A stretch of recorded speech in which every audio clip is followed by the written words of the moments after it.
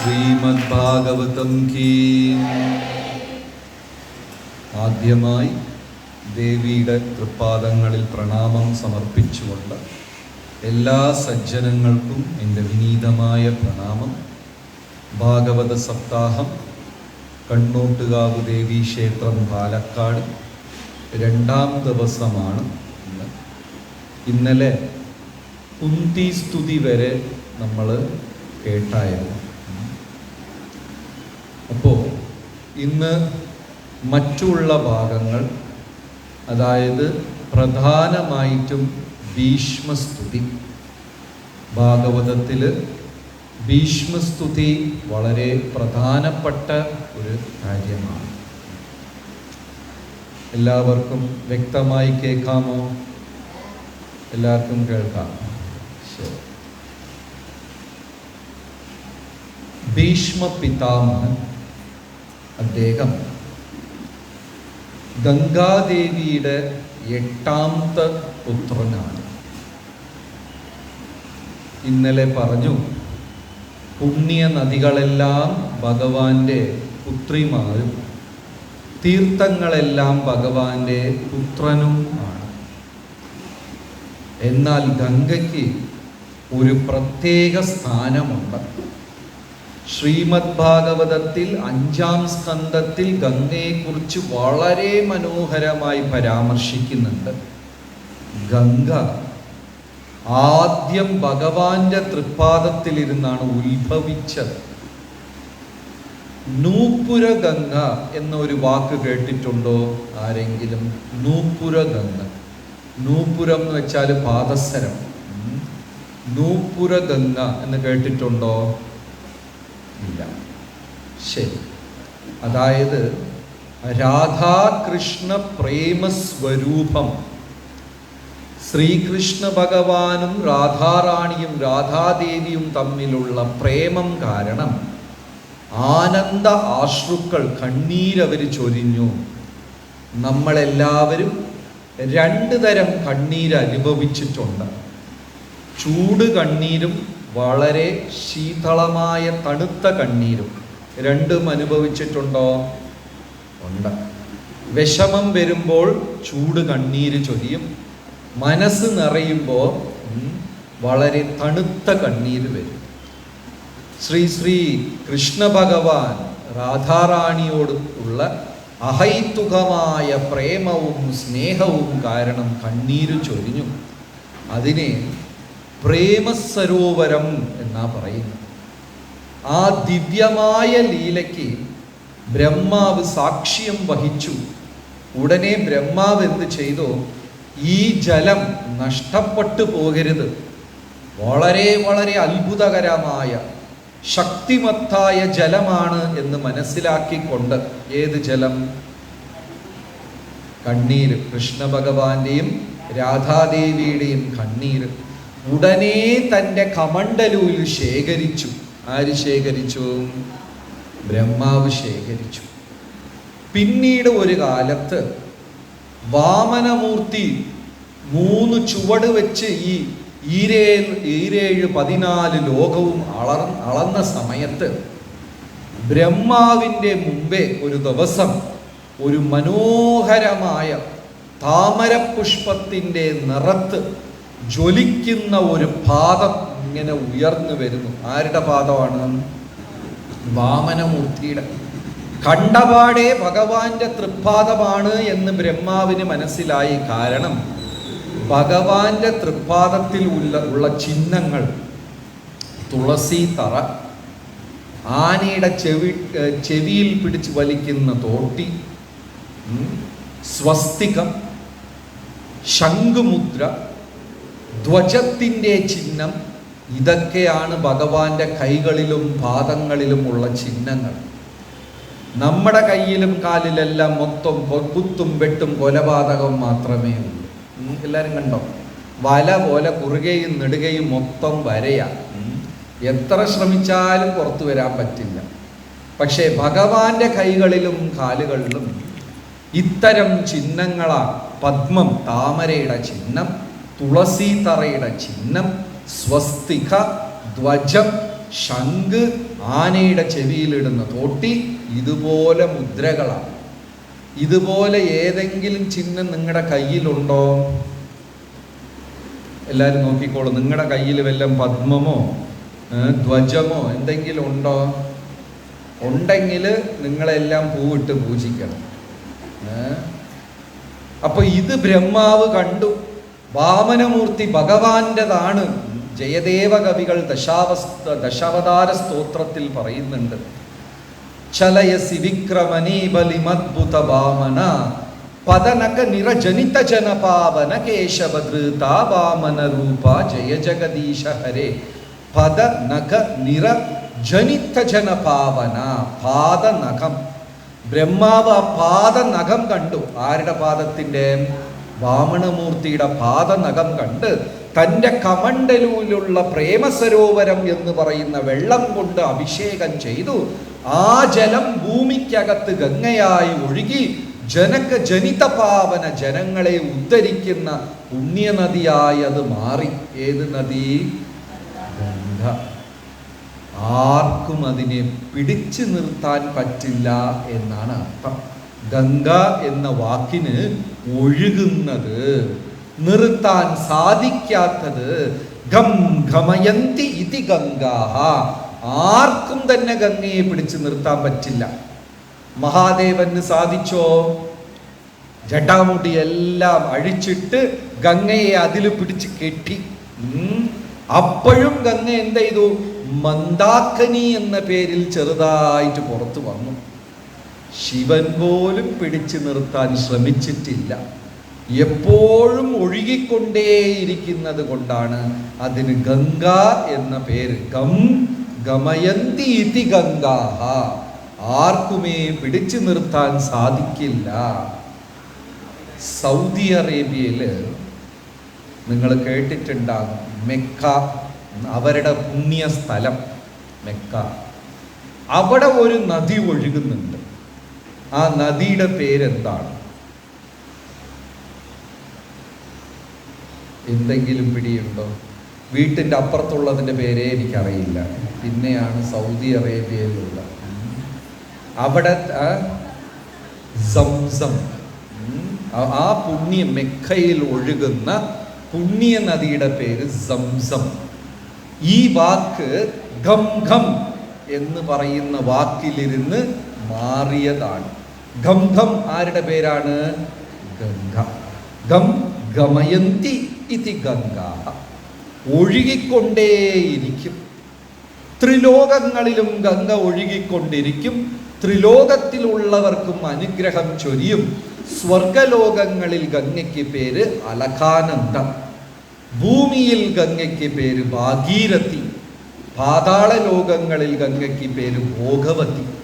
ഈ ത്രിലോകങ്ങളിലും ഗംഗ ഒഴുകുന്നുണ്ട്. സ്വർഗലോകത്തിൽ എന്താ പേര്? അലകാനന്ദ. ശിവന്റെ തലയിൽ കൂടിയപ്പോൾ എന്താ പേര്? മന്ദാകിനി. ഭൂമിയിൽ വന്നപ്പോൾ എന്താ പേര്? ഭാഗീരഥി. ഭൂമിയിലേക്ക് ആരാണ് ഗംഗയെ കൊണ്ടുവന്നത്? ഭഗീരഥൻ എന്ന രാജാവ്. അതുകൊണ്ട് ഭൂമിയിൽ ഗംഗ വന്നപ്പോൾ ഭാഗീരഥി. പാതാള ലോകങ്ങളിൽ ഗംഗ പോയപ്പോൾ എന്താ പേര്? ഭോഗവതി. അങ്ങനെ ഒരു പുണ്യ നദിയാണ്. അപ്പോ ബ്രഹ്മാവ് നൂപുര ഗംഗ പ്രേമസരോവരം എന്ന ജലം കൊണ്ട് വാമനമൂർത്തിയുടെ പാദം കഴുകിയത് കൊണ്ട് ജനക ജനിത പാവന കേശവധൃത വാമന രൂപ ജയ ജഗദീശ ഹരേ. ആ വെള്ളം ത്രിലോകത്തിലുള്ള ജനങ്ങൾ ചെയ്ത പാപത്തിനെയും കളയും എന്നാ പറയുന്നത്. അതുകൊണ്ട് നമ്മൾ എല്ലാവരും ഒരു തവണയെങ്കിലും ഗംഗാസ്നാനം നടത്തിയിരിക്കണം. ഇവിടെ കൂടിയിരിക്കുന്ന സജ്ജനങ്ങളിൽ ഗംഗാസ്നാനം നടത്തിയവർ എത്ര പേരാണ്? ഒരുപാട് പേരുണ്ടല്ലോ. ഭാഗ്യം ചെയ്തവരാണ്. ആ ഗംഗയുടെ 8ാമത്തെ പുത്രനാണ് ഇദ്ദേഹം. ആരാ? ഭീഷ്മർ. ജീവിതത്തിൽ പറഞ്ഞ വാക്ക് ഒന്നും തന്നെ തെറ്റിക്കാത്ത ഒരു മഹാത്മാവാണ്. അങ്ങനത്തെ ആൾക്കാർ നമ്മുടെ കൂട്ടത്തിലുണ്ടോ? വാക്ക് തെറ്റിക്കാത്തവർ, കള്ളം പറയാത്തവർ. ദിവസം ഒരു 10-100 പറഞ്ഞിട്ടുണ്ടാകും അല്ലേ? പക്ഷേ ഭീഷ്മര് കള്ളമേ പറഞ്ഞിട്ടില്ല. തൻ്റെ നാവിലിരുന്ന് ഉദ്ധരിക്കുന്ന വാക്കുകളിൽ ഒന്നുപോലും തെറ്റിയിട്ടുമില്ല. ഭഗവാനെ ശരണം പ്രാപിച്ച ആധ്യാത്മിക ഭക്തന്മാരെല്ലാം കഴുത്തിലിങ്ങനെ തുളസിമാല ധരിക്കും. ഇതിനെ കണ്ടിമാല, മാല എന്ന് പറഞ്ഞാൽ വലുതായിട്ട് നമ്മൾ കഴുത്തിലിടുന്നത്, അത് മാല. ഇങ്ങനെ കഴുത്തോട് ചേർത്തിട്ട് കഴിഞ്ഞാൽ അതിന് പേര് കണ്ടിമാല. ഇതിൻ്റെ ഉദ്ദേശം, ഇതിൽ അകത്തു പോകുന്ന ഭക്ഷണമെല്ലാം ഈശ്വരൻ്റെ അനുഗ്രഹത്തോടുള്ള പ്രസാദമായിരിക്കണം. വെളിയിൽ വരുന്ന വാക്കുകളെല്ലാം ഭഗവാന് ഹിതമായി, ഭഗവാന് ഇഷ്ടപ്പെടുന്ന വാക്കുകളായിരിക്കണം. അങ്ങനെ ഒരു ബെൽറ്റാണ് ഏത്, ഈ തുളസി കണ്ടിമാല എന്ന് പറയുന്നത്. പുറത്തു വരുന്ന വാക്കുകൾ ആരുടെ ഹൃദയത്തിനെയും വേദനിപ്പിക്കാതെ ഹിതകരമായി സന്തോഷം തരുന്ന സത്യമായ വാക്കുകളായിരിക്കും പുറത്തു വരേണ്ടത്. അകത്തു പോകുന്ന ഭക്ഷണമോ എങ്ങനത്തെ ആയിരിക്കണം? ഈശ്വരപ്രസാദം. ആ ഒരു നിയന്ത്രണമാണ് ഈ കണ്ഠീമാല. ഭീഷ്മ പിതാമഹൻ തൻ്റെ ജീവിതത്തിൽ കള്ളം പറഞ്ഞിട്ടില്ല. ആരുടെയും വേദനിപ്പിക്കുന്ന രീതിയിൽ സത്യം മാത്രം പറയുകയും ആചരിക്കുകയും ചെയ്യുന്ന ഒരു മഹാത്മാവാണ്. മഹാത്മാ ഭീഷ്മദേവ് കീ. അങ്ങനെ സാധാരണ ലോകത്ത് അച്ഛൻ മക്കൾക്ക് പെണ്ണന്വേഷിച്ചു പോകുന്നതാ പതിവ്. പക്ഷെ ഭീഷ്മര് തിരിഞ്ഞതാ, അച്ഛന് പെണ്ണന്വേഷിച്ചു പോയി. കാരണം അച്ഛൻ, ഭീഷ്മരുടെ അച്ഛൻ ശന്തനു മഹാരാജാവ് സത്യവതിയെ കണ്ടു മോഹിച്ചു. ആരാണ് സത്യവതി? ഇന്നലെ പറഞ്ഞു, ഓർമ്മയുണ്ടോ? ആരാണ് സത്യവതി? വ്യാസദേവന്റെ അമ്മ. അപ്പോ വ്യാസദേവന്റെ അമ്മയായ സത്യവതി കൃഷ്ണദ്വൈപായന വ്യാസ, കൃഷ്ണൻ തന്നെ വ്യാസനായി അവതരിച്ചു. സാധാരണ അമ്മമാർക്ക് കുഞ്ഞുങ്ങൾ ജനിക്കുന്നത് പോലെയല്ല, സത്യവതിയുടെ ഹൃദയത്തിലിരുന്നാണ് വ്യാസൻ അവതരിച്ചത്. ദേവകിക്കും അതുപോലെയാ, ദേവകിയുടെ ഹൃദയത്തിലിരുന്നാണ് ഭഗവാൻ അവതരിച്ചത് അല്ലേ? പുരാണങ്ങൾ പറയുന്നു, കസ്തൂരി തിലകം ലലാട്ടപലകേ വക്ഷസ്ഥലേ കൗസ്തുഭം നാസാഗ്രേ നവകൗട്ടികം കരതലേ വേണു കരേ കാങ്കനം സർവാംഗേ ഹരിചന്ദനം സുലലിതം കണ്ഠേ ച മുക്താവലി ഗോപസ്ത്രീ പരിവേഷ്ടിതോ വിജയത്തെ ഗോപാലച്ചൂടാമണി. ഭഗവാൻ അവതരിച്ചപ്പോഴേ കയ്യിൽ എന്തുണ്ടായിരുന്നു? കയ്യിൽ എന്തുണ്ടായിരുന്നു? ഉണ്ണിയപ്പം, ഓടക്കുഴലുണ്ടായിരുന്നു. ഖരേ കാങ്കനം, കൈ മുഴുവനും വളകളുണ്ടായിരുന്നു. നാസാഗ്രേ നവകൗട്ടികം, മൂക്കിന്റെ അറ്റത്ത് ഒരു മുത്തുണ്ടായിരുന്നു. കരതലേ വേണു, കയ്യിൽ ഓടക്കുഴലുണ്ടായിരുന്നു. കരേ കാങ്കനം, കങ്കനം വളകളുണ്ടായിരുന്നു. സർവാംഗേ ഹരിചന്ദനം, ചന്ദനം പുരട്ടിയിരുന്നു ദേഹം മൊത്തം. അങ്ങനെയാണ് കൃഷ്ണൻ ജനിച്ചത്. നമ്മളെല്ലാം ജനിക്കുമ്പോൾ ചോര, പഴുപ്പ്, നർസ് തൂക്കി തലകുത്തനെ പിടിച്ച് ഒരേ അടി ടപാടപാട കാട്ടിച്ച് കുലുക്കി, അങ്ങനെയൊക്കെയാണ് നമ്മൾ ജനിക്കുക. ഭഗവാൻ ഇത്ര മനോഹരമായി അവതരിച്ചത്, ദേവകിയുടെ ഹൃദയത്തിലിരുന്ന ആ ഭഗവാൻ അവതരിക്കുന്നത്. അപ്പോ സത്യവതിയുടെ ഹൃദയത്തിലിരുന്ന് വ്യാസദേവൻ പ്രത്യക്ഷമായി. ആ സത്യവതിയെ ആഗ്രഹിച്ചു ശന്തനു മഹാരാജാവ്. പക്ഷേ ശന്തനുവിന് താല്പര്യമില്ല. കാരണം സത്യവതിയുടെ അച്ഛൻ പറഞ്ഞു, എൻ്റെ മകളെ വിവാഹം ചെയ്യണമെങ്കിൽ എൻ്റെ മകളുടെ ഗർഭത്തിൽ ജനിക്കുന്ന കുട്ടിക്ക് വേണം രാജ്യാവകാശം കൊടുക്കാൻ. അത് ശന്തനുവിന് ഇഷ്ടമല്ല. കാരണം എല്ലാ വിധത്തിലും യോഗ്യനായ ഒരു പുത്രൻ എനിക്കുണ്ട്. ആരാത്? ഭീഷ്മ പിതാമഹൻ ഉള്ളപ്പോ ഇനി ഒരാൾക്ക് രാജ്യം കൊടുക്കുന്നത് അസംഭവ്യം, ചിന്തിക്കാൻ പോലും പറ്റില്ല. പക്ഷേ സത്യവതിയുടെ അച്ഛനും പറഞ്ഞ് എന്നാ പെണ്ണ് കൊടുക്കത്തുമില്ല. പക്ഷെ അച്ഛൻ്റെ ഒരു മ്ലാനത, ഒരു വിഷമം കണ്ടിട്ട് ഭീഷ്മര് ചെന്ന് അച്ഛൻ്റെ അടുത്ത് ചോദിച്ചു, ഈ കുരുരാജ്യത്തിൽ സൂര്യൻ അസ്തമിക്കണമെങ്കിൽ പോലും അങ്ങയുടെ അനുവാദം വാങ്ങിക്കണം. ത്രിലോകത്തിലുള്ള ദേവീദേവന്മാർ വരെ അങ്ങയുടെ ചരണത്തിൽ വന്ന് അനുവാദത്തിനായി നിൽക്കുക. അങ്ങനെ ഉള്ള രാജാവിൻ്റെ മുഖത്ത് എന്താണ് ഒരു ക്ഷീണം? ശന്തനു പറഞ്ഞു, നീ എൻ്റെ പുത്രനായിരിക്കുന്നിടത്തോളം കാലം എനിക്ക് ഭൂമിയിൽ ദുഃഖമേ ഇല്ല എന്ന് പറഞ്ഞു. എന്നാലും ഒരു ദുഃഖമുണ്ട്. എന്താണ്? ഇഷ്ടപ്പെട്ട പെണ്ണിനെ വിവാഹം ചെയ്യാൻ പറ്റിയില്ല.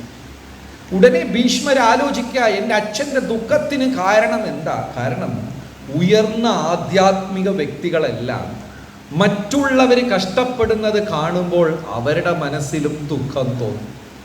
ഭൗതികവാദികൾ എങ്ങനെയെന്ന് വെച്ചാൽ മറ്റുള്ളവർക്ക് പരാജയം വരുമ്പോൾ അവർക്ക് ഉള്ളിൽ സന്തോഷം തോന്നും. കൂടെ പണി ചെയ്യുന്നവർക്ക് ട്രാൻസ്ഫറായി, ഡീപ്രമോഷനായി, ശമ്പളം കിട്ടിയില്ല, കേൾക്കുമ്പോൾ മനസ്സിൽ പാലൊഴിച്ചതുപോലെ ഒരു സന്തോഷമാണ്. ഇത് ഭൗതികവാദികൾ. ആധ്യാത്മിക വ്യക്തി പരദുഃഖ ദുഃഖി. ഇനിയൊരുത്തൻ്റെ ദുഃഖം കാണുമ്പോൾ ഇവർക്ക് ദുഃഖം വരും. ഒരു തവണ ഹരേ കൃഷ്ണ പ്രസ്ഥാനത്തിൽ ഒരു ഗുരുവര്യൻ്റെ അടുത്ത് ഒരു സാധാരണക്കാരൻ ചോദ്യം ചോദിച്ചു. നല്ല അർത്ഥവത്തായ ഒരു ചോദ്യം. ഭൗതികവാദികൾക്കും ആധ്യാത്മിക വ്യക്തികൾക്കും എന്താണ് വ്യത്യാസം? ഉടനെ ആചാര്യൻ പറഞ്ഞു, കേരളത്തിൽ ഇങ്ങനെ നമ്മൾ യാത്ര ചെയ്യുമ്പോൾ തെരുവോരങ്ങളിൽ അറവശാലകളിൽ പശുവിനെയും ആടിനെയും കെട്ടിത്തൂക്കിയിട്ടുണ്ടാവും. ഈ ഒരു കാഴ്ച കണ്ടിട്ടുണ്ടോ? ഇത് കേരളത്തിൽ മാത്രമാണ് അധികം. വിദേശ രാജ്യങ്ങളിൽ പോലും അറവശാലകളിൽ ഇങ്ങനെ കെട്ടിത്തൂക്കുന്ന പരിപാടിയില്ല. പക്ഷേ കേരളത്തിൽ അതും ഷൊർണൂർ, പട്ടാമ്പി, മലപ്പുറം ഇവിടെയൊക്കെ പോയാൽ എത്ര പേര് ഈ കാഴ്ച കണ്ടിട്ടുണ്ട്? എല്ലാവരും കണ്ടിട്ടുണ്ട് അല്ലേ? പശുവിനെ കെട്ടി തൂക്കിയിട്ടുണ്ടാവും, ആടിനെ കെട്ടി തൂക്കിയിട്ടുണ്ട്, എല്ലാം തൂക്കിയിട്ടുണ്ടാവും. തിരുവനന്തപുരത്ത് വന്ന പട്ടിയും പൂച്ചയും കൂടെ തൂക്കിയിട്ടുണ്ടാവും. ആ ഒരു കാഴ്ച കാണുമ്പോൾ കണ്ണിൽ വെള്ളം വന്നാൽ അവൻ ആധ്യാത്മിക വ്യക്തി, നാവിൽ വെള്ളം വന്നാൽ അവൻ ലൗകികവാദി. എത്ര മനോഹരമായ ഉത്തരം! ഇത് കാണുമ്പോൾ കണ്ണിൽ വെള്ളം വന്നാൽ അവൻ ആധ്യാത്മിക വ്യക്തി, നാവിൽ വെള്ളം വന്നാൽ അവൻ ഭൗതികവാദി. അപ്പോ യഥാർത്ഥ ഒരു ആത്മീക വ്യക്തി പരദുഃഖ ദുഃഖി, മറ്റുള്ളവരുടെ ദുഃഖം കണ്ട് സുഖിക്കുന്ന ആളല്ല. അടുത്ത ആളുടെ ദുഃഖം കാണുമ്പോൾ അവനും വിഷമം വരും. വൈഷ്ണവ ആചാര്യന്മാരുടെ ഒരു പാട്ടാണ്. നമ്മുടെ സർക്കാർ ഏത് നേതാവ് മരിച്ചു പോയാലും ആ പാട്ടിടും. പക്ഷെ അതൊരു നല്ല വൈഷ്ണവ ഗീതമാണ്. വൈഷ്ണവ ജനതോ തേനെ കഹിയേ ഭീഡ് പറായി ആനേരെ പർദുക്ക് ഉപകാർ കരേജെ മന്ന അഭിമാന ആനേരെ. ഈ പാട്ട് കേട്ടിട്ടുണ്ടോ? ആരെങ്കിലും നേതാക്കന്മാർ ചത്തുപോയ ദൂരദർശനിൽ ഈ പാട്ട് കേട്ടോ, വൈഷ്ണവ ജനതോ ഒരു പാട്ടുണ്ടാവും. പക്ഷേ അതിൻ്റെ അർത്ഥം വളരെ മനോഹരമായ അർത്ഥം. വൈഷ്ണവ ജനതോ തേനെ കഹിയേ. ആരാണ് യഥാർത്ഥ ആത്മീകവാദി? ആരാണ് യഥാർത്ഥ വൈഷ്ണവൻ? പീഡ് പരായി ആനേരെ. ആർക്കെങ്കിലും വിഷമം എന്നറിഞ്ഞാൽ ഓടി അവിടെ എത്തും. പരദുക്ക് ഉപകാർ കരേജെ. പരോപകാരം ചെയ്യും. മന്നഭിമാന ആനേരെ. ഞാൻ ചെയ്തു എന്ന് അവകാശം ഉന്നയിക്കേയില്ല. ഇതാണ് യഥാർത്ഥ ആത്മീകവാദി. അങ്ങനത്തെ ഒരു മഹത് വ്യക്തിയാണ് ഭീഷ്മ പിതാമഹൻ. അപ്പൊ ഭീഷ്മദേവൻ എന്ത് ചെയ്തു? തൻ്റെ പിതാവിൻ്റെ മ്ലാനതയ്ക്ക് കാരണം സത്യവതിയെ മോഹിച്ചു, കെട്ടാൻ സാധിച്ചില്ല. അച്ഛന് വേണ്ടി പെണ്ണ് ചോദിച്ച് ഭീഷ്മര് പോയി. വയസ്സ് 16 വയസ്സിൽ സ്വന്തം അച്ഛന് പെണ്ണാലോചിച്ചിട്ട് പോയി. അവിടെ ചെന്നപ്പോ സത്യവതിയുടെ പിതാവ് പറഞ്ഞു, എനിക്ക് യാതൊരു വിരോധവും ഇല്ല നിന്റെ അച്ഛന് വിവാഹം ചെയ്തു കൊടുക്കാൻ. പക്ഷേ എൻ്റെ മകളുടെ ഗർഭത്തിൽ ജനിക്കുന്ന കുഞ്ഞു വേണം നാളത്തെ ചക്രവർത്തിയാവാൻ. നീ ഉള്ളിടത്തോളം കാലം നിന്നെ തോൽപ്പിച്ച ആർക്കും മുന്നോട്ട് വരാൻ പറ്റില്ല.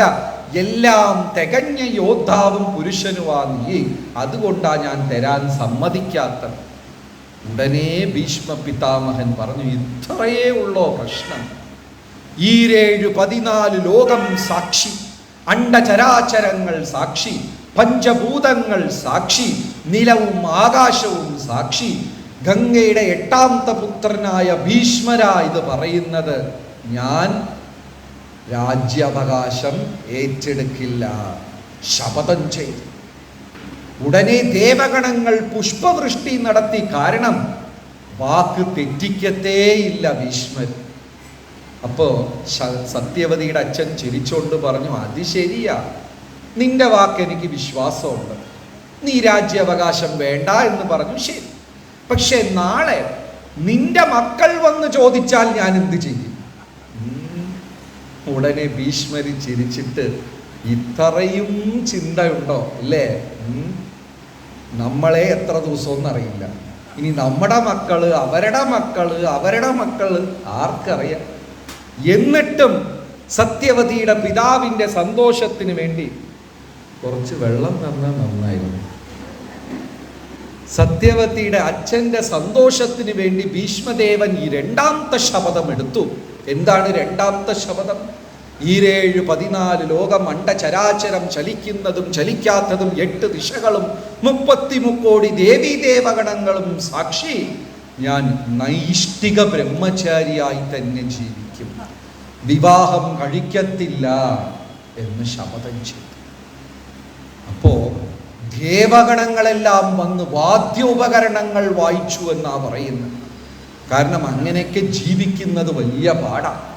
12 കൊല്ലം ഒരാൾ നൈഷ്ഠികമായ ബ്രഹ്മചര്യം അനുഷ്ഠിച്ചു കഴിഞ്ഞാൽ അവൻ മരുഭൂമിയിൽ കാലുവെച്ചാലും പേമാരി മഴ പെയ്യും. അങ്ങനെ ഒരു സംഭവം നമ്മുടെ പുരാണത്തിലുണ്ട്. ആരാ അങ്ങനെ ചെയ്തത്? 12 വർഷം കുറഞ്ഞത് നൈഷ്ഠിക ബ്രഹ്മചര്യം അനുഷ്ഠിച്ചാൽ മരുഭൂമിയിൽ ചെന്ന് കാല് വെച്ചാലും മഴ പെയ്യും. ഇന്നത് ഉണ്ടാകട്ടെ എന്ന് പറഞ്ഞാൽ അപ്പം അത് സംഭവിക്കും. അങ്ങനെയൊക്കെ ഉദാഹരണം നമ്മുടെ പുരാണങ്ങളിലുണ്ട്. ആർക്കെങ്കിലും അറിയാമോ? ഋഷ്യശൃംഗൻ രാമായണത്തിലുണ്ട്. ഋഷ്യശൃംഗൻ ചെന്നപ്പോൾ മഴ പെയ്തു. 7 വർഷകാലമായിട്ട് ആ രാജ്യത്തിൽ മഴയില്ലായിരുന്നു. അതേപോലെ കപിലമുനി, കപില മഹർഷിയുടെ അച്ഛൻ്റെ പേരെന്താ? കർദമ മഹർഷി. തൻ്റെ പത്നിക്ക് വേണ്ടി പറക്കുന്ന ഒരു കൊട്ടാരം ഉണ്ടാക്കി കൊടുത്തു നിമിഷ നേരം കൊണ്ട്. ഇതൊക്കെ തപോഫലം, തപസ്യ നമ്മൾ നേടുന്ന സമ്പത്താണ്. നമ്മളെല്ലാവരും പൈസ ഉണ്ടാക്കുന്നുണ്ട്. എത്ര തന്നെ പിടിച്ചു വെച്ചാലും പൈസയോ നമുക്ക് സൂക്ഷിക്കാൻ പറ്റുമോ? ഏതെങ്കിലും രൂപത്തിൽ അതെല്ലാം നമ്മളെ വിട്ട് ഒരു ദിവസം പോകും. പക്ഷേ തപോഫലം എന്താണ്? തപോഫലം എന്നും രാവിലെ സൂര്യൻ ഉദിക്കുന്നതിന് മുമ്പായി എഴുന്നേറ്റ് ഭഗവാന്റെ നാമജപം നമ്മൾ ചെയ്യുന്നുണ്ടല്ലോ, അതാണ് നമ്മൾ നേടുന്ന തപോഫലം. എന്നേക്കും നമ്മുടെ കൂടെ ഉണ്ടാകും. അപ്പോൾ ഭീഷ്മര് ശപഥം ചെയ്തു. അങ്ങനെ ഭീഷ്മരുടെ മഹിമ 14 ലോകവും പ്രസിദ്ധമായി. എല്ലാവരും ഭീഷ്മരെ സ്തുതിക്കാൻ തുടങ്ങി. ഗോവിന്ദ ജയ ജയ ഗോപാല ജയ ജയ രാധാരമണ ഹരി. ഗോവിന്ദ ജയ ജയ ഗോവിന്ദ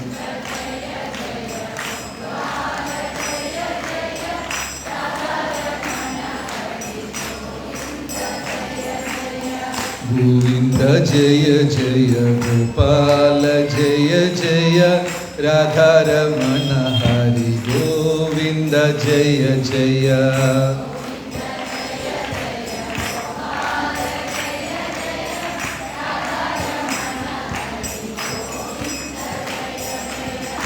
ശ്രീമദ് ഭാഗവതം കീ. എവിടെ നിർത്തി? അച്ഛൻ്റെ കല്യാണം നടന്നു. ശരി. അപ്പോ 14 ലോകത്തും ഭീഷ്മരുടെ പ്രസിദ്ധി, ഭീഷ്മരുടെ മഹിമ. ദേവഗണങ്ങൾ പോലും അദ്ദേഹത്തിൻ്റെ മുമ്പേ വണങ്ങിയെന്നാ പറയും. ഭഗവാന്റെ സേവനത്തിന് വേണ്ടി മാത്രം വാക്കുകൾ തെറ്റിക്കാതെ കർമ്മനിരതനായിരുന്നു ഭീഷ്മ പിതാമഹൻ ഇത് ചെയ്തത്. സത്യവതി പോലും പറഞ്ഞു, ശന്തനു മഹാരാജാവ് മരിച്ചപ്പോൾ, ഭീഷ്മ നീ എൻ്റെ പുത്രനെ പോലെയാണ്. എൻ്റെ അച്ഛൻ മണ്ടത്തരത്തിൽ നിന്റെ അടുത്ത് ഒരു ശപഥം മേടിച്ചു, നീ അതൊന്നും കണക്കാക്കണ്ട, നീ രാജ്യാവകാശം ഏറ്റെടുക്കണം. ഞാനാ പറയുന്നത്, എൻ്റെ അച്ഛൻ ചോദിച്ചത് നീ ഒന്നും കാര്യമായിട്ട് എടുക്കണ്ട, നീ രാജ്യാവകാശം എടുക്കണം. കാരണം എനിക്ക് ജനിച്ചതൊന്നും രാജ്യം ഭരിക്കാൻ യോഗ്യത ഉള്ളതല്ല, നിന്നെ കവിഞ്ഞ് യോഗ്യനായ ഒരു പുത്രനും ഇല്ല. ഭീഷ്മര് പറഞ്ഞു, മഹാത്മാവിന് വാക്ക് കൊടുത്താലും ഒരു പാമരന് വാക്ക് കൊടുത്താലും വാക്ക് ഒന്ന് തന്നെയാണ്. എല്ലാവരും കാണുന്ന നേരത്ത് നമ്മൾ ജീവിക്കുന്നതും ആരും കാണാത്ത നേരത്ത് നമ്മൾ ജീവിക്കുന്നതും ഒരുപോലെ ഉണ്ടാകണം. നമുക്കങ്ങനെയല്ല. എല്ലാവരും കാണുമ്പോൾ ജീവിതം വേറെയാണ്. ആരും കാണാത്ത സമയത്ത് ഏകനായിരിക്കുമ്പോൾ നമ്മുടെ ജീവിതം, നമ്മുടെ മുഖം വേറെയാണ്. നമ്മളിൽ പലർക്കും 2 മുഖമുണ്ട്. ഉണ്ടോ ഇല്ലേ? പാലക്കാടുകാർക്ക് ചിലർക്ക് 5ഉം 10 മുഖമൊക്കെ ഉണ്ട്. പക്ഷേ ലോകം കാണുമ്പോഴും ലോകം എന്നെ കാണാത്തപ്പോഴും ഒരുപോലെ ഇരിക്കണം. ഭീഷ്മര് പറഞ്ഞു, ഞാൻ വാക്ക് കൊടുത്തത് അത് മാറ്റാൻ സാധിക്കില്ല. അങ്ങനെ പിന്നീട് എന്താ പറയാ, അവർ 2 പേരും, അവരെ പേര് മറന്നുപോയല്ലോ, രുക്മാംഗദനും വിചിത്രവീര്യനും ജന്മം കൊണ്ടു. ആർക്കും തന്നെ രാജ്യം ഭരിക്കാൻ യോഗ്യതയില്ല. സത്യവതി പറഞ്ഞു, വന്നാ ശരി, ആരെങ്കിലും രാജ്യം ഭരിച്ചോട്ടെ, ഭീഷ്മ നീ തൊട്ടടുത്ത് തന്നെ കാണണം, രാജ്യത്തിന് ഹിതമായി നീ ജീവിക്കണം. അപ്പൊ 2ാമത്തെ വാക്ക് അമ്മയ്ക്ക് കൊടുത്തു, ശരീരത്തിലിരുന്ന് പ്രാണൻ പോകുന്ന നിമിഷം വരെയും ഞാൻ രാജധാനിയെ വിട്ടു പോകത്തില്ല, സിംഹാസനത്തിന് എതിരായി ഒന്നും ചെയ്യത്തില്ല. അമ്മയ്ക്കും വാക്ക് കൊടുത്തു. അങ്ങനെ ആ ഭീഷ്മര് എപ്പോഴും രാജാവിൻ്റെ കൂടെ നിൽക്കേണ്ടി വന്നത്. ചില സാഹചര്യങ്ങളിൽ രാജാവ് തെറ്റ് ചെയ്താൽ പോലും ഭീഷ്മര് എടുത്തു പറയും, രാജാവ് അനുസരിച്ചില്ലെങ്കിലും കൂടെ നിൽക്കേണ്ട ഒരു ഗതികേട് വന്നു. ദ്രൗപദിയുടെ വസ്ത്രാക്ഷേപ സമയത്തും 2ഉം 3ഉം വട്ടം എണീറ്റ് പറഞ്ഞു. എന്നിട്ടും രാജാവ് അത് വകവെക്കാത്തത് കൊണ്ട് മിണ്ടാതെ മൗനം പാലിക്കേണ്ടു. പക്ഷേ കൃഷ്ണ ഭഗവാന്റെ വലിയ ഭക്തനാണ് ആര്? ഭീഷ്മർ. അതുകൊണ്ട് ഭഗവാൻ ഒരു കൊച്ചു ദേഷ്യമുണ്ട്, കുട്ടി ദേഷ്യം ഉണ്ടായിരുന്നു ഭീഷ്മരെടുത്ത്. എന്താ ദേഷ്യം? ഭീഷ്മരുടെ പേരിൽ ഒരു കുഞ്ഞു ദേഷ്യം ഉണ്ടായിരുന്നു ഭഗവാൻ. എന്താ ദേഷ്യം?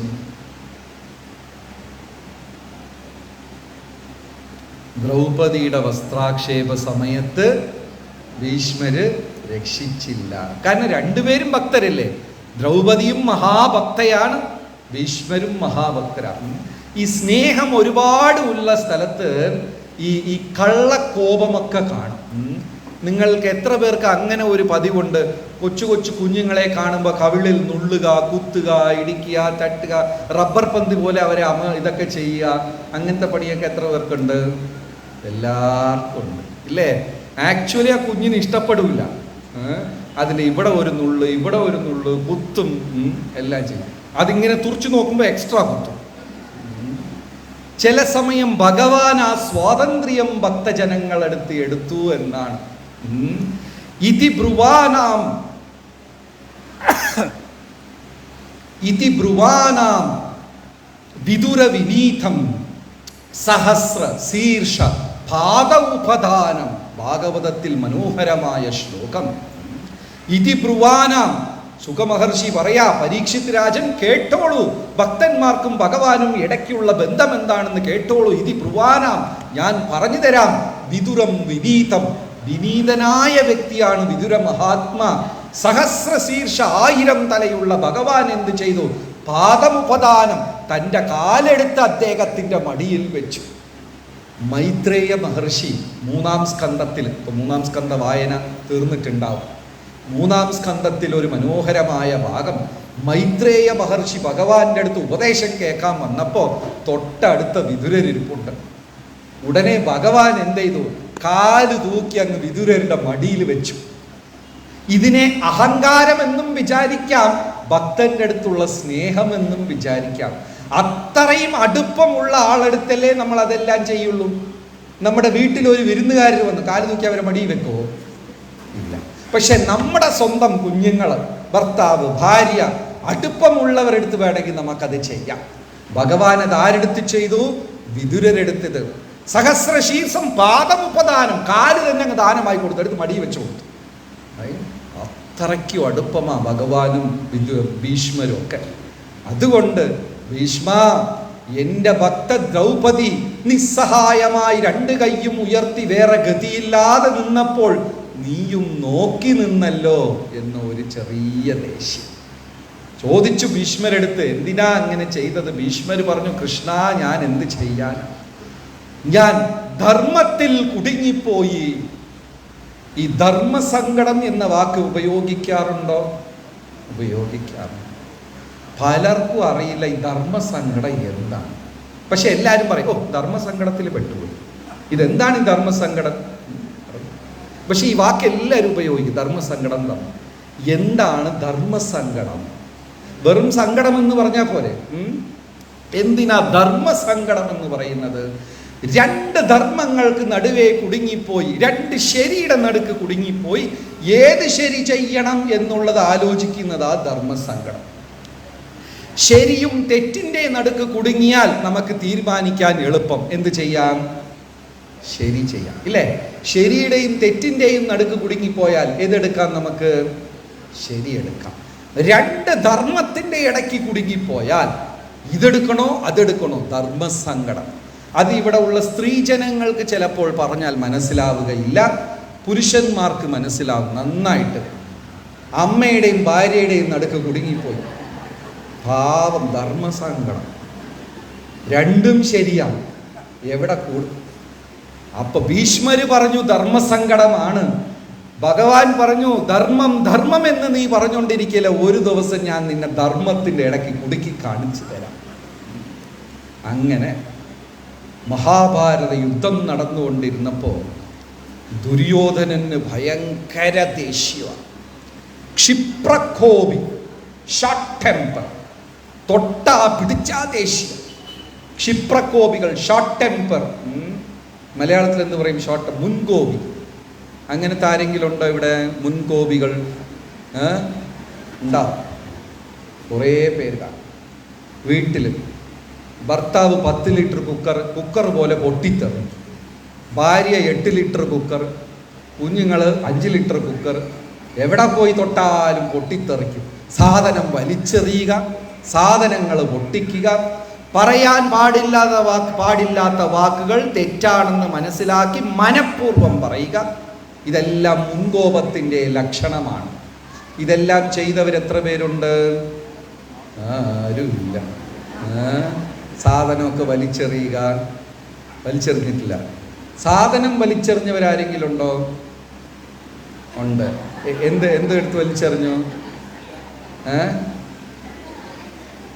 കുറേ പേര് കാണും. ചിലർ ഈ മുടിയൊക്കെ പിടിച്ച് വലിക്കും. എനിക്കാ മനസ്സിലാവുന്നില്ല ഇത് എങ്ങനെയാ വലിക്കും. നല്ല വേദനിക്കൂല്ലേ? നമുക്ക് വേണമെങ്കിൽ അടുത്ത ആളുടെ മുടി വലിക്കാം, നമ്മുടെ സ്വന്തം മുടി വലിക്കാം. ചിലരുണ്ട് ഈ ചുമരിലൊക്കെ പോയി തല വെച്ച് ടങ് എന്നൊക്കെ ഇടിക്കും. അതായത് ദേഷ്യം എന്ന് പറയുന്നത് ഭ്രാന്തിൻ്റെ ഒരു സ്റ്റെപ്പ് മുന്നിലാണ്. ഒന്ന് നിയന്ത്രണം തെറ്റിയാൽ ഭ്രാന്താവും. ക്രോധാത് ഭവതി സമ്മോഹ സ്മൃതിം വിഭ്രമ സ്മൃതിഭ്രംശാത് ബുദ്ധിനാശോ ബുദ്ധിനാശാത് പ്രണശ്യതി. ഭ്രാന്ത് തന്നെയാണ് ദേഷ്യം വന്നാൽ. മുടി പിടിച്ച് വലിക്കുക, ചുമരിൽ അടിക്കുക, ബ്ലേഡും കത്തിയെടുത്ത് കൈയൊക്കെ മുറിക്കുക, പറയാൻ പാടില്ലാത്ത വാക്കുകൾ പറയാ, എടുത്തെറിയുക. എത്രയോ ദിവസം ചെയ്ത പുണ്യമാണ് ആ ഒരു ദേഷ്യം വരുന്ന നിമിഷം കൊണ്ട് നമ്മൾ കളയുന്നത്. യോഗാഭ്യാസം പതഞ്ജലി എന്താ പറയുന്നത്? ഒരു നിമിഷം ദേഷ്യം വന്നാൽ ജീവിതത്തിൽ 12 നിമിഷം ആയുസ് കുറയുകയാണ്. ഒരു നിമിഷം ദേഷ്യം കാരണം എത്ര നിമിഷമാണ് കുറയുന്നത് ലൈഫിൽ? 12. അങ്ങനെ ഇപ്പം 100നെ 72 ആക്കി വെച്ചിരിക്കുകയാണ് നമ്മൾ. നമ്മുടെ മുത്തശ്ശനും മുത്തശ്ശിയും പൂർവികരൊക്കെ 100 ജീവിച്ചോ? 98, 96, 100, 102 എല്ലാവരും സുഖം.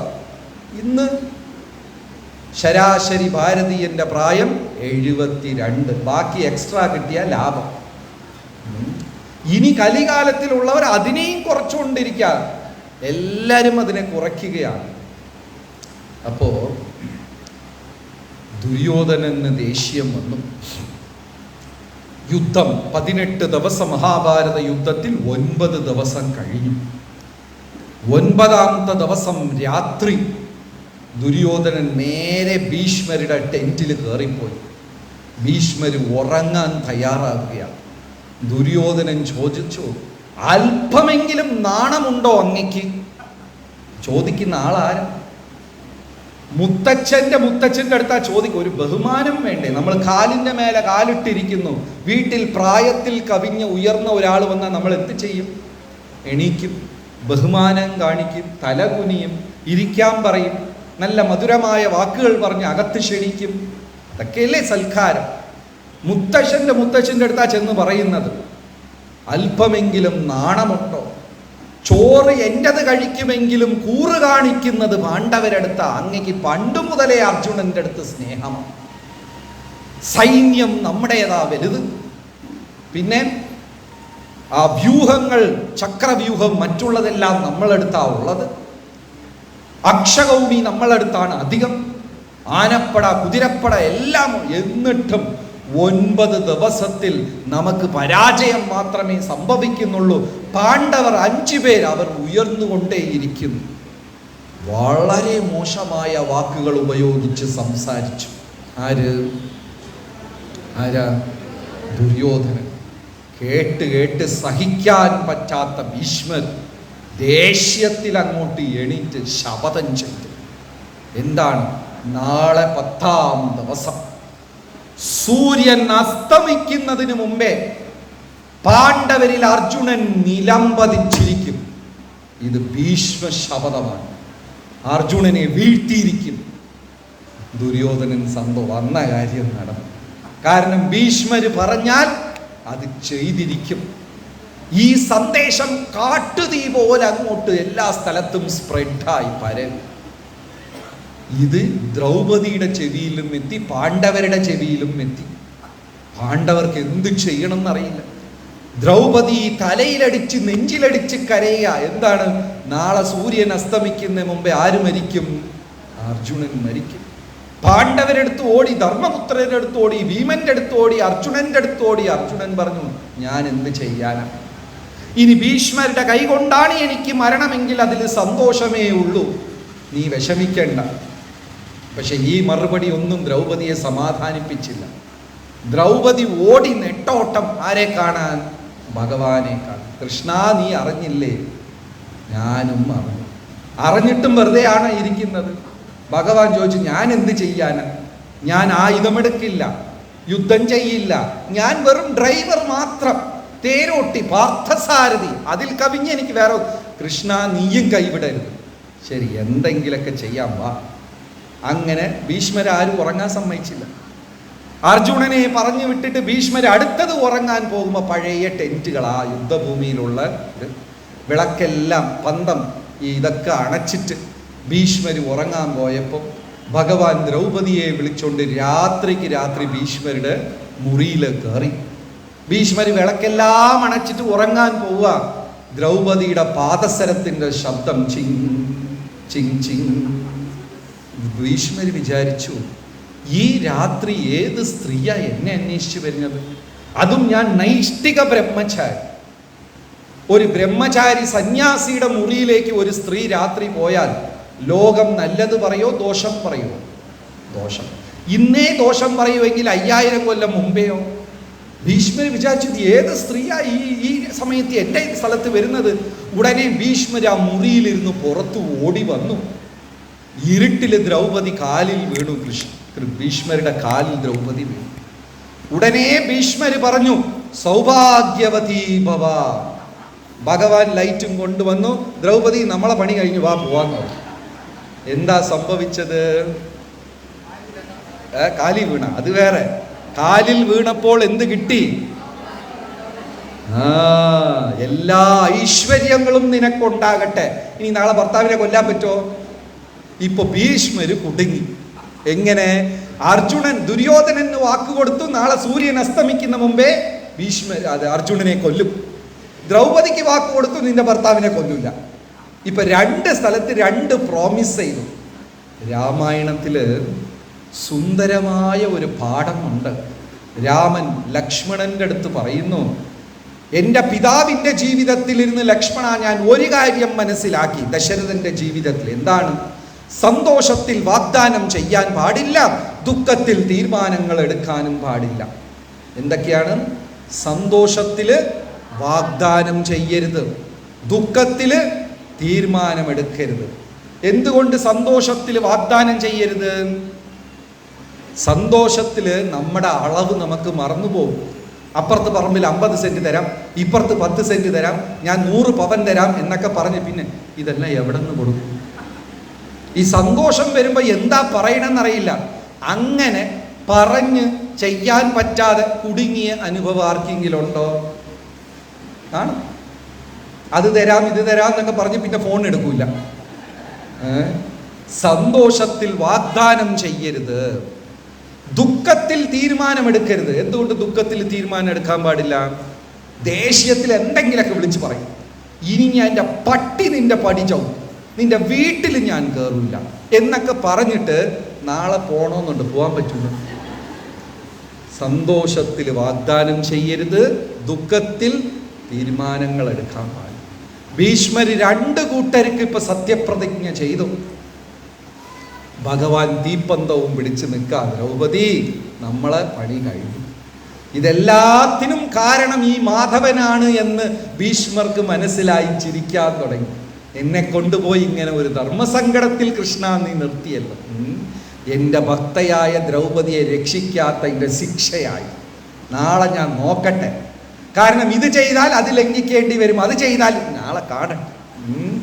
അടുത്ത ദിവസം യുദ്ധം, 10ാം ദിവസം ഭീഷ്മ പിതാമഹർ യുദ്ധഭൂമിയിൽ കുരുക്ഷേത്രത്തിൽ എഴുന്നള്ളിയപ്പോൾ ത്രിലോകങ്ങളും തിരിഞ്ഞു നോക്കി. കാരണം ഉജ്ജ്വലനായി തേജസ്വിയായി ജ്വലിക്കുന്ന സുദർശന ചക്രം പോലെ സൂര്യകോടി സമപ്രഭ, കോടാനുകോടി സൂര്യന്റെ തേജസ്സോടാണ് യുദ്ധഭൂമിയിൽ അദ്ദേഹം അന്ന് വന്നത്. ആര്? ഭീഷ്മൻ. വന്നപാടെ ആദ്യം തൻ്റെ ശംഖം എടുത്ത് മുഴക്കി. കാരണം ഇന്നും ഒരു തീരുമാനത്തോടാ വന്നിരിക്കുന്നത്. ആ ശംഖനാദം കേട്ടപ്പോൾ ദുര്യോധനന് സന്തോഷമായി. കാരണം അർജുനനെ കൊല്ലാനുള്ള വിളിയായത്. ഭീഷ്മർ യുദ്ധം ചെയ്തു. സുദർശന ചക്രം നിന്ന് കറങ്ങുന്നത് പോലെ യുദ്ധം ചെയ്തു. ആവനാഴിയിലിരുന്ന് എടുക്കുമ്പോൾ അമ്പ് 1, വില്ലിൽ വെക്കുമ്പോൾ 10, ഉന്നമെടുക്കുമ്പോൾ 100, വിടുമ്പോൾ 1000. അർജുനന്റെ ദേഹത്ത്, അർജുനന്റെ കിരീടത്തിൽ, ഗാണ്ഡീപത്തിൽ, ആവനാഴിയിൽ, കൃഷ്ണന്റെ മേലെ എല്ലാ. അർജുനൻ പറഞ്ഞു, കൃഷ്ണ ഇന്ന് ഭീഷ്മർക്ക് എന്ത് പറ്റി? ഒരു കൊടുങ്കാറ്റ് പോലെയല്ലേ യുദ്ധം ചെയ്തുകൊണ്ടിരിക്കുന്നത്, ഞാൻ വിചാരിച്ചാ പിടിച്ചു നിർത്താൻ പറ്റില്ല, എങ്ങനെയാ ഭീഷ്മരെ തോൽപ്പിക്കുക? കൃഷ്ണൻ ചിരിച്ചോണ്ട് പറഞ്ഞു, ഇന്ന് കുറച്ച് പാടാ കൃഷ്ണ, ഇന്ന് ഭീഷ്മരെ തടയുന്നത് പാടാ. ഒരു ചക്രം ചുറ്റുന്നത് പോലെ ഭീഷ്മര് ചുറ്റി ചുറ്റി കുരുക്ഷേത്ര ഭൂമിയിൽ ദുര്യോധനനും പാണ്ഡവരും കൗരവരും ഒരുപോലെ അതിശയിച്ചു നോക്കിക്കൊണ്ടിരുന്നു. അടിച്ച് അർജുനന്റെ കിരീടം നിലത്ത് വീണു, ആവനാഴി നിലത്ത് വീണു, ഗാണ്ഡീപം നിലത്ത് വീണു, കൃഷ്ണ ഭഗവാന്റെ കിരീടം വരെ താഴെ വീണു. ഭഗവാൻ വിചാരിച്ചു ഇനി താമസിച്ച കാര്യം കൈവിട്ടു പോകും. ഉടനെ ഭഗവാൻ രഥത്തിലിരുന്ന് എടുത്ത് ചാടി ഒരു പൊട്ടിയ രഥചക്രവും തലയ്ക്ക് മീതെ തൂക്കിക്കൊണ്ട്, ഹേ വൃദ്ധനെ, കിഴവാന്നാ വിളിക്കുന്നത് ഭീഷ്മരെ, പൊട്ടിയ രഥചക്രവും തലയ്ക്ക് മീതെ തൂക്കിക്കൊണ്ട് ഭീഷ്മരെ നോക്കി പാഞ്ഞു. അർജുനൻ രഥത്തിൽ നിന്ന് താഴെ ഇറങ്ങി ഭഗവാന്റെ കാലും പിടിച്ചിട്ട്, കൃഷ്ണ അങ്ങ് ആയുധം എടുക്കാൻ പാടില്ല, ആയുധം എടുക്കില്ലെന്ന് ശപഥം ചെയ്തിരിക്കുക, അങ്ങ് പോയി എന്തെങ്കിലും ചെയ്താൽ ലോകം പഴി ചൊല്ലും. അർജുനൻ പറയുന്നത് ആരാ കേൾക്കുന്നത്? കൃഷ്ണൻ അർജുനനെയും വലിച്ചോണ്ട് രഥത്തിന്റെ ചക്രം എടുത്തോണ്ട് പോവുക.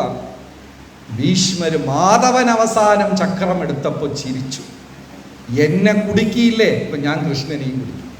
ആയുധമേ എടുക്കില്ലെന്ന് പറഞ്ഞ കൃഷ്ണനെ കൊണ്ട് ഇന്ന് ഞാൻ ആയുധം എടുപ്പിച്ചു.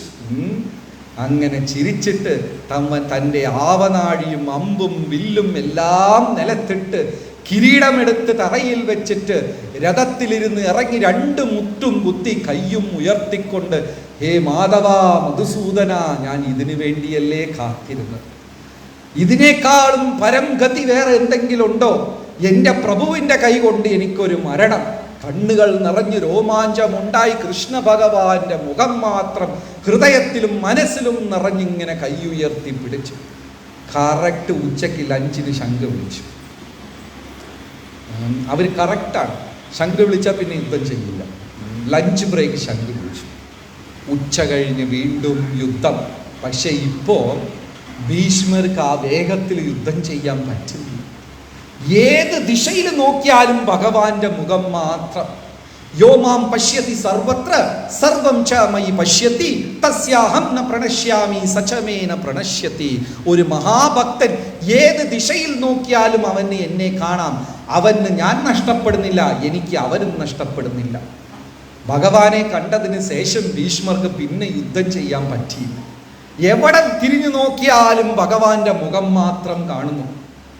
അർജുനൻ പറഞ്ഞു, കൃഷ്ണ, എനിക്ക് യുദ്ധം ചെയ്യാൻ മനസ്സില്ല. ഭീഷ്മരുടെ ഒരു രൂപം ഞാൻ ഇന്ന് കണ്ടു. എന്തൊരു മഹാഭക്തനാ, ഞാൻ എങ്ങനെ എൻ്റെ അമ്പുകൾ അയക്കും? കൃഷ്ണൻ പറഞ്ഞു, ഇപ്പം അയച്ചാൽ കൊള്ളാം. ഇപ്പം അദ്ദേഹം ശരിയായ ബോധത്തിലല്ല, ജയിക്കണമെങ്കിൽ ഇപ്പം വിട്ടോ. കൃഷ്ണ, എനിക്ക് മനസ്സ് സമ്മതിക്കുന്നില്ല. വിടാനല്ലേ പറഞ്ഞത്? അമ്പുകൾ എയ്തു. ഭീഷ്മര് പറഞ്ഞു, അർജുന, എന്താ നിന്റെ അമ്പുകൾക്കൊരു ബലമില്ല, വീര്യമില്ല, ശൗര്യമില്ല. ഇനിയും വേഗം, ഇനിയും വേഗത്തില്, ഇനിയും വേഗം. ഇങ്ങനെ കണ്ണുകൾ നിറഞ്ഞുപോയ അർജുനൻ ഓരോ അമ്പും ഭീഷ്മരുടെ തൃപ്പാദങ്ങളിൽ പ്രാർത്ഥിച്ചുകൊണ്ടാണ് അയച്ചത്.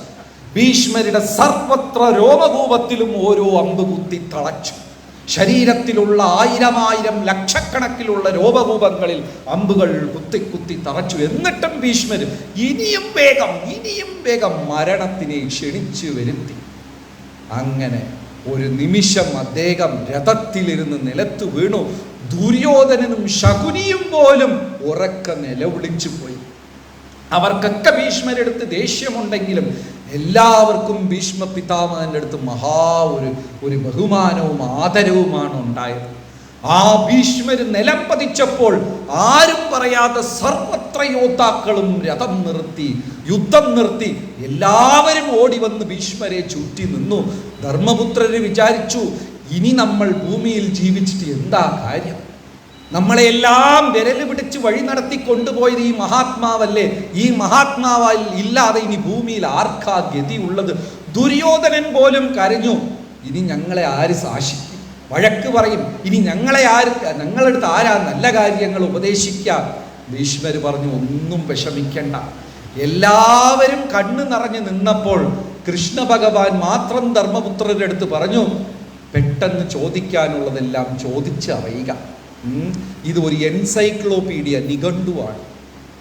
ഭൂമിയിൽ 14 ലോകത്തുള്ള അത്ര ധർമ്മശാസ്ത്രങ്ങളും ഈ വ്യക്തിക്ക് അറിയാവുന്നതൊക്കെ ചോദിച്ചോളൂ. ധർമ്മപുത്രൻ പറഞ്ഞു, ഇപ്പൊ എങ്ങനെ ഞാൻ ചെന്ന് ചോദിക്കും? കൃഷ്ണൻ പറഞ്ഞു, ഇപ്പോഴാണ് ചോദിക്കാൻ പറ്റിയ സമയം. അപ്പോൾ ചെന്ന് ധർമ്മപുത്രന് ചോദിച്ചു, രാജ്യം എങ്ങനെ ഭരിക്കണം? ഭീഷ്മർക്ക് ആ ശരശയ്യിൽ കിടന്നുകൊണ്ട് പറഞ്ഞു, സ്ത്രീകളെ സംരക്ഷിക്കണം, കുഞ്ഞുങ്ങളെ സംരക്ഷിക്കണം, വൃദ്ധരെ സംരക്ഷിക്കണം, കന്നുകാലികളെ സംരക്ഷിക്കണം. ഈ 4 കൂട്ടരെയും ഏത് രാജാവ് സംരക്ഷിക്കുമോ ആ രാജ്യത്തിൽ യാതൊരു ദോഷവും ഉണ്ടാവുകയില്ല. ആര് 4 പേരെയാ? സ്ത്രീകളെ സംരക്ഷിക്കുക, കുഞ്ഞുങ്ങളെ സംരക്ഷിക്കുക, വൃദ്ധരെ സംരക്ഷിക്കുക, കന്നുകാലികളെ സംരക്ഷിക്കുക. ഇങ്ങനെ ഓരോ അർത്ഥശാസ്ത്രം, ധർമ്മശാസ്ത്രം ഓരോ ചോദ്യം ചോദിക്കുന്നു. ഭീഷ്മർ ശരശയിൽ കിടന്നുകൊണ്ട് തന്നെ മറുപടി പറയാം. എന്നിട്ട് ഭഗവാൻ പറഞ്ഞു, പോരാ, ഇനിയും ചോദിക്ക്, പരമാർത്ഥം, പരമസത്യം എന്താണെന്ന് ചോദിക്ക്. ചെന്ന് ധർമ്മപുത്രര് ചോദിച്ചപ്പോ ശരശയിൽ കിടന്ന് ഭീഷ്മര് പറഞ്ഞു, ധർമ്മപുത്രരെ, യുധിഷ്ഠിര, ഈ ചോദ്യം ആരാണ് ചോദിച്ചയച്ചതിന് എന്ന് എനിക്ക് മനസ്സിലായി. ആ വ്യക്തിയെടുത്ത് ചെന്ന് പറ, എൻ്റെ രോമകൂപത്തിലുള്ള അത്ര വേദനയും മാറ്റിത്തരാൻ പറ. എന്നാ ഞാൻ പറയാം. ഭഗവാനൊന്ന് പുഞ്ചിരി തൂകി ഭീഷ്മരുടെ വേദനയെല്ലാം പറന്നുപോയി.